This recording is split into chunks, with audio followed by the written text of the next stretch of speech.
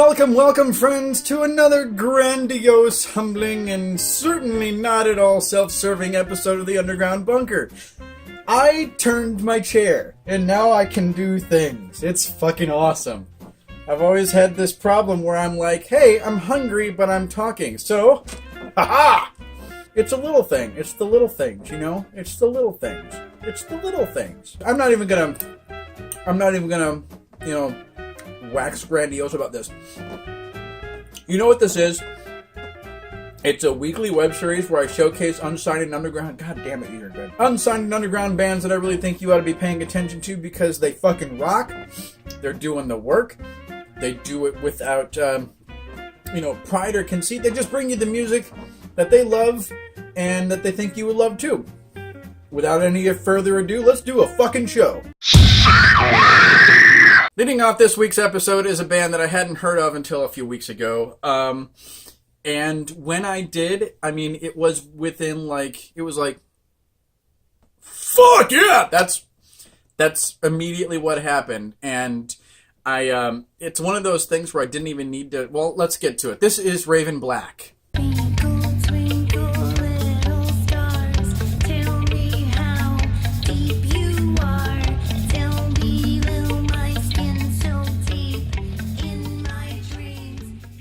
Okay, so, brass tacks. You know, you can definitely tell from looking at these guys that they go out of their way to put on a good show. This is a four-piece, kind of scary goth metal band from Michigan, actually. They used to be from LA, and they moved to Michigan. Voluntarily, I might add. And that shows class. They started in 2012, and immediately kind of took the scene, and then they got the fuck out.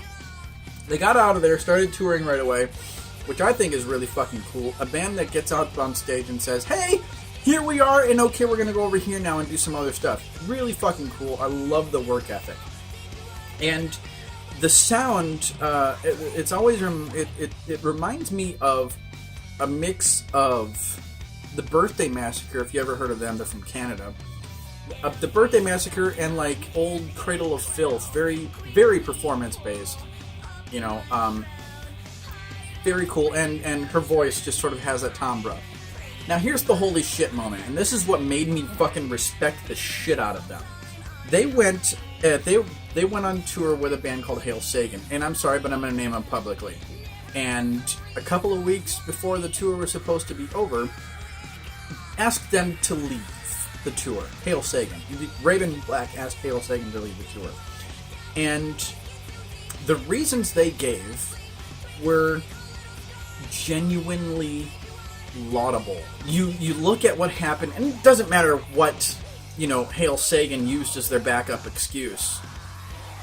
And I'm not going to get too deep into it, but these guys asked them to leave the tour because they were a shitty tour band to go on tour with, apparently, because they were talking shit about the locals and talking shit about this and that, and yeah, it ended very badly, and Hail Sagan actually got these guys kicked off a very cool big show because of it.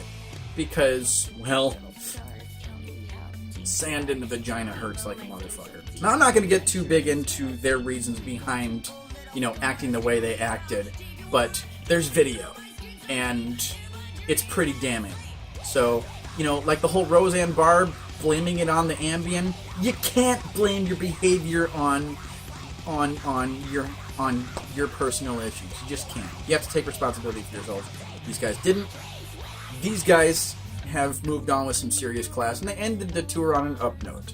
I am going to politely say that bands today, being that there are so many fucking bands out there, bands today have no fucking business having an ego. I have dealt with this time and time again, not the least of which is bands like Mushroomhead, Ventana, bands that, did the work in the beginning, and they really cut their teeth, but then they got a bit too big for their britches.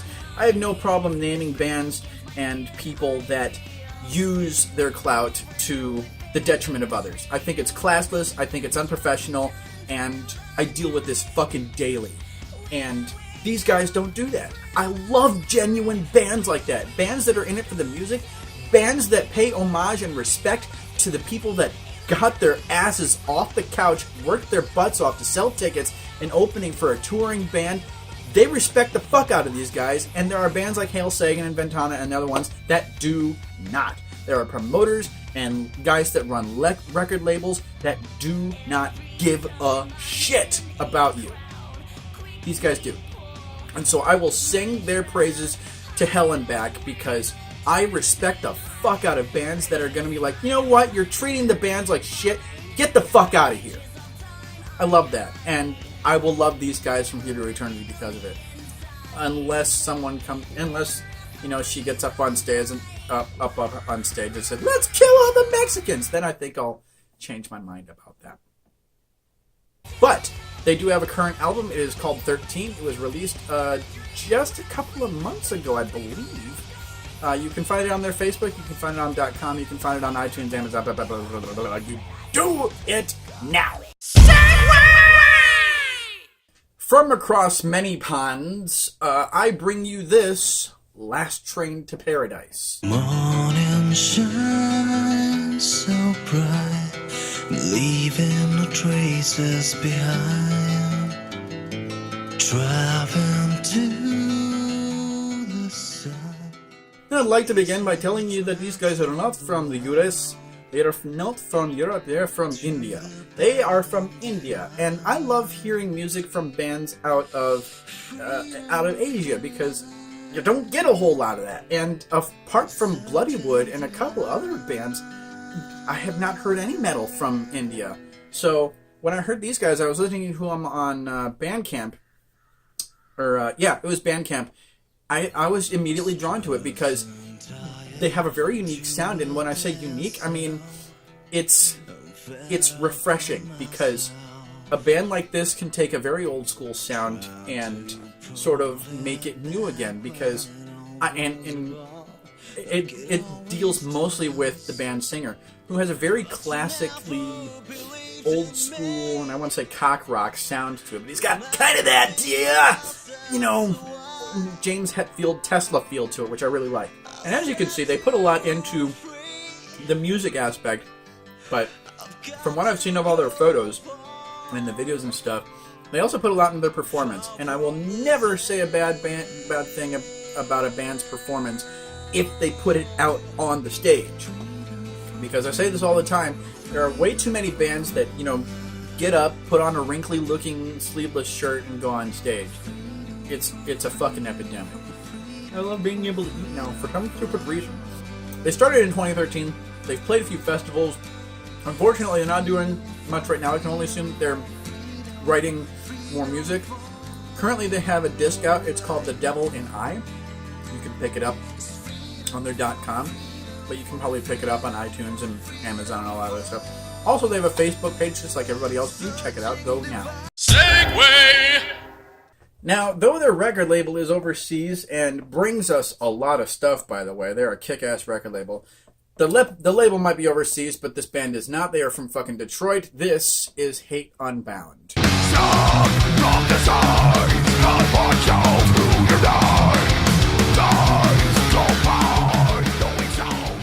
Needless to say that this kind of music I don't normally get into, because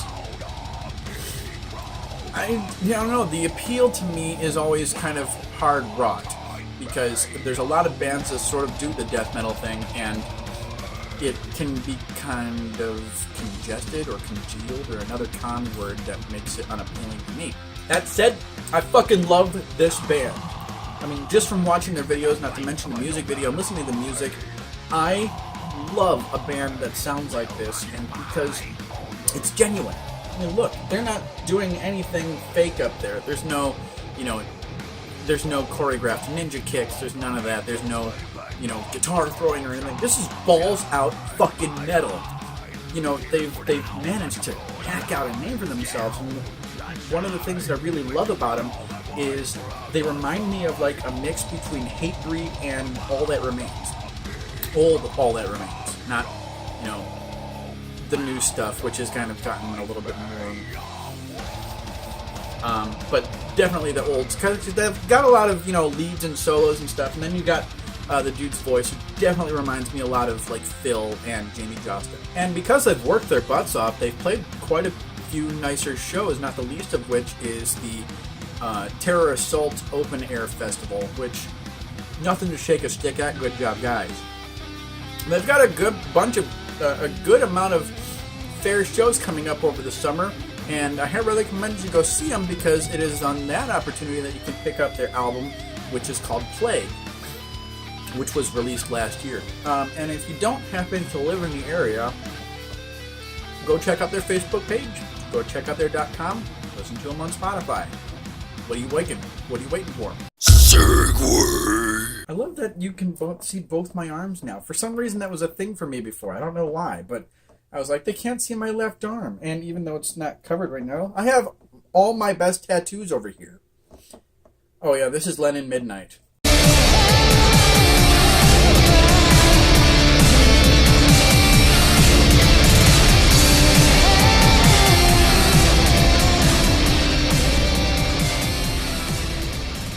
Out of the dark, dingy, shadowy corner of a goth club in Las Vegas comes Lennon Midnight. And I have to say, watching their videos and then listening to the music, I got two very different impressions because the music is really, really good, and because of that, it can be very difficult to put on stage when it's just that guy and that guy.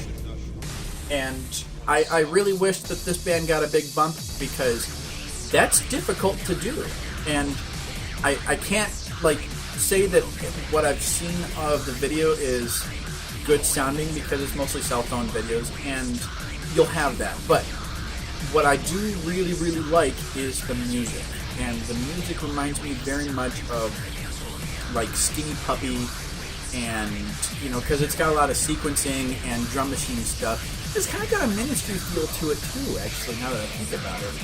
But it's got a lot of sampling and sequencing and drum machine stuff, and then you have the guitar, which makes it sort of a little bit more metal. And coming from a guy Lennon, the singer, who works with Cyclone 9, it's kind of easy to understand where that's coming from. And that's it's a little bit of a derivative there, but the guys sort of made it their own, and I appreciate the hell out of it. The band have managed to put out some of their own music, which I appreciate the shit out of. I listened to all of it, and it's really fucking good. They don't have any gigs coming up right now. I hope they're booking more over the summer. I can understand summer's kind of a tough time to play if you haven't already been promoting the shit out of it. But I hope they do get some gigs booked. I hope they get back out on tour or something like that, because it'd be kind of cool to see these guys. Their current disc is actually a single, which is called 1 Week's Time.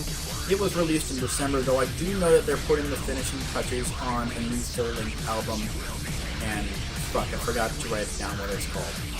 That said, you can find out what it's called when you go to their Facebook page, and you can check out their stuff on Bandcamp. Do it now. Segway! It's really squeaky, though. I'm gonna have to fix that. I'm gonna have to like some rubber stuff. Anyway, I relish the idea of talking about any band that completely sidesteps the tired old visage of clip art as their album art and things like that.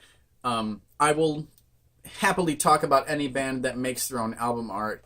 In that respect, I give you Chemicost.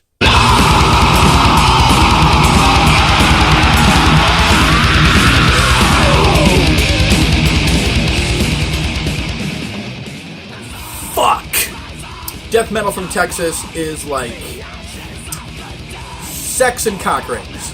They just go really, really well together. And, okay, if you're a woman, sex and labial clamps? I don't know. I've never... Ouch. They started in 2013. They've managed to hack out several good dates. They have played a lot over the past several years since 2013 when they got started.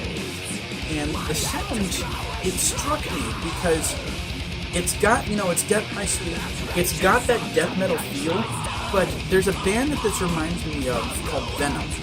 That, if you've heard of Venom, of course you have.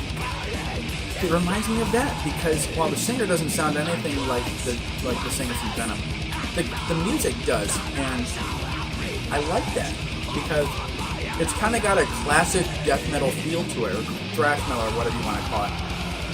And then the singer is very, very deathy, like George Fisher from fucking Cannibal Corpse. Now, they played a shitload in Texas and in New Mexico and Arizona.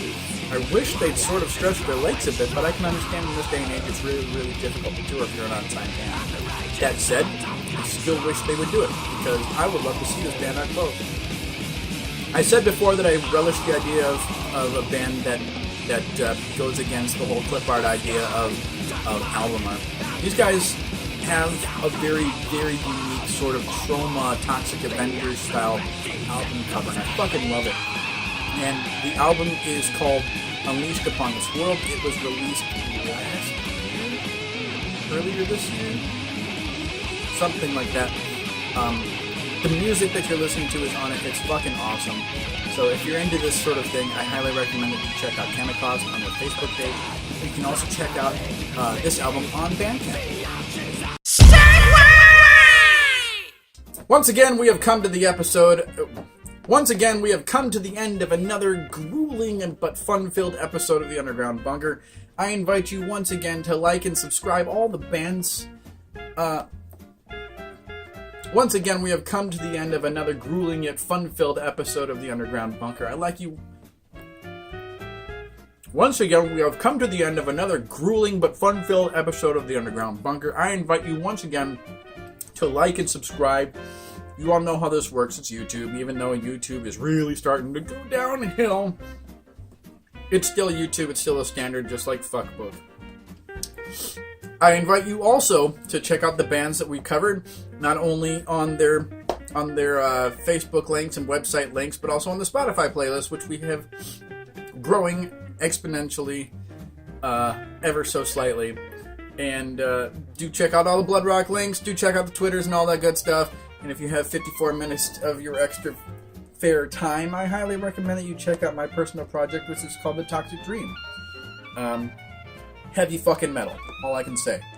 I'm going to leave you with this remark.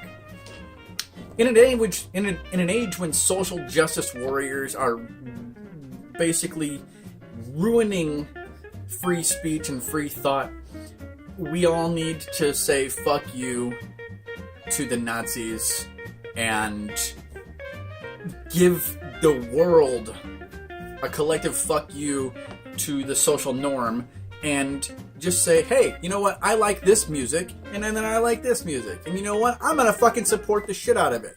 So, you know, in a world where the social justice warriors are gonna tell you what to think and what to feel and what to say, like what you like what you fucking like, and don't have any fucking regrets about it. I am Hobbs. I'm out.